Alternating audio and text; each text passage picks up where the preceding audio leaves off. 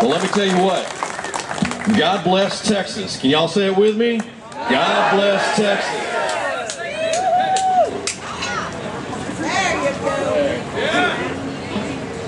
Allow me to indulge myself for 1 minute.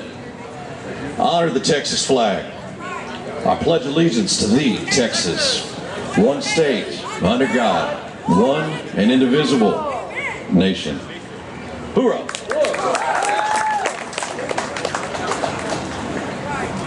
Ladies and gentlemen, tyrants might change in time, but they don't change their tactics. And we are here today to determine what is the tactical approach that we're going to decide on so that we can strategically move forward. When we talked about some of the legislation that was passed at the last convention, I worked behind the scenes with others to get that legislation passed at the Republican Party of Texas. I worked with letting Senator Brandon Creighton know about what was going on, along with others. And we made sure that the state of Texas defunded millions of dollars from the budget of the General Land Office that was going to be attributed to the Reimagine the Alamo program. Ladies and gentlemen, be it known, there are many people that are working to protect Texas freedom. But when we look at what's happening here today, the people that are in office here in San Antonio, we might as well be in Chicago. Mayor Ron Nirenberg, the first thing he did as mayor was went and presided over it, did a commencement speech at the Annenberg School in Chicago. Everybody know who funds that place? Bill Ayers. Ladies and gentlemen, the former mayor of San Antonio, Julian Castro, who, by the way, the only Spanish that he knows is San Antonio. My last name's Martinez, get over it. And I do speak Spanish, but I'm an American, and I'm a Texan. So Julian Castro, whose mother in national media stated that the defenders of the Alamo are nothing but a bunch of rapists and drunks. He, along with Diego Bernal, who was the city council guy that passed the non-discrimination ordinance, which was 100% discriminatory. He is now state representative, and per the Reimagine the Alamo program and their spokesperson, they said that the guiding principles of the entire Reimagine the Alamo program was put together by those two people. I wouldn't trust them with a potato gun. So ladies and gentlemen, when we look at what's happening, you have an active cemetery by the Catholic Church. The Catholic Church views this hollow ground today as still an active cemetery. There are, can y'all light it up for freedom over there? Can we hear you a little bit? There are almost 1,500 people that are documented and buried here on this hollow ground. If we let them denigrate this cemetery, when are they going to do the same thing to Gettysburg?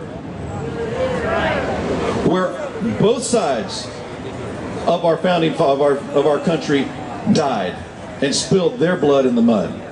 Ladies and gentlemen, when we were looking at what was happening here with the Reimagine the Alamo program, it's far deeper of a rabbit hole than you can even imagine. Brandon mentioned earlier about the construction workers that were here digging up bones in the middle of the night with no masks. All the while, the mayor, the police chief, who was here earlier with the mask behind the little welcome center, God bless him. By the way, he's under lawsuit by the Texas Attorney General because I filed a complaint against him for releasing a bunch of illegal aliens from a truck 2 years ago in the south side of Bexar County. He actually worked and supported human trafficking. 48 hours afterwards, that truck was tied to a national syndicated trafficking ring, and that's where the money came from to pay for that truck.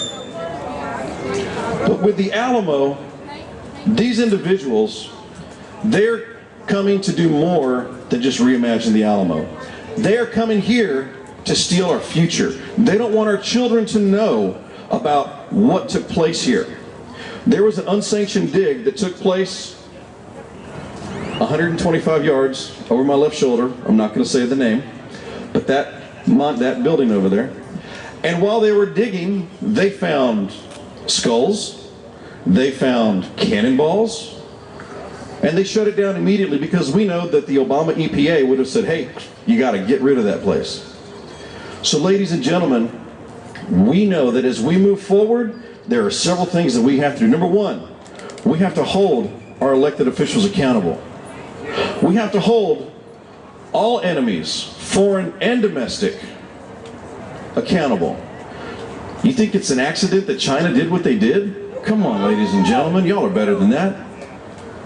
We have to make sure that we don't get destroyed from within.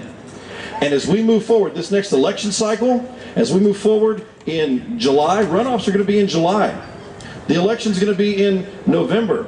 I put a post out with me in front of a Walmart, and I told Nancy Pelosi, hey, we can just have voting machines here since Walmart's open. But as we move forward, we have to move forward in one accord and in one voice. We have to make sure that tyrannists like Ron Nirenberg, the San Antonio City Council, and anybody that has voted with them has no political future in our country again.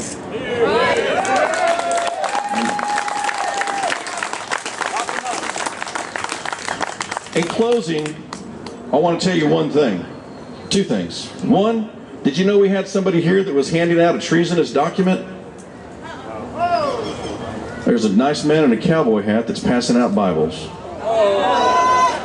How long will it be until these elected officials in these United States say that we are creating treason by speaking truth? If we don't stand together, we will all hang together. And we have to make sure that that is not the legacy that we have. The City Council, they have a contract signed with the Attorney General of the state of Texas back in 1936 and the City Attorney of City of San Antonio, where this property was deeded back to the City of San Antonio for maintenance and preservation. They did their own RFP where it said it would only take them $350,000 to repair on site without moving it. The cost of moving it, $3 million, Brandon? $3 million. I'm sure if they do it in the middle of the night or on Christmas Eve like the other things they've done, probably costs an extra $1 million to somebody. But ladies and gentlemen, they don't care about us. The City Council, just 3 days ago, you want to know what they did? They voted to approve $25 million to be used for rent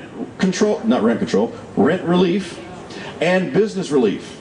And guess who they're specifically targeting to hand that money out to? Illegal aliens and non-citizens. Your tax dollars at work. In closing, I want you to think about all those people that are patriots that we saw in Hong Kong. Do you remember them? Yeah. Do you remember them standing together as they did what? What did they sing? Why did they sing it? We want freedom. We have freedom. Ladies and gentlemen, I swore an oath, like many of you, to defend this country against all enemies, foreign and domestic. We've got police officers that are here today that are violating their oath. As I close my time, join me as we sing the national anthem to let those people in Hong Kong know that we do not forget you. Please uncover, please feel free to salute. And please sing with me, because I am not a singer. Oh, say, can you see by the dawn's early light what so proudly we hailed at the twilight's last gleaming, whose broad stripes and bright stars through the perilous fight o'er the ramparts we watched were so gallantly streaming, and the rocket's red glare, the bombs bursting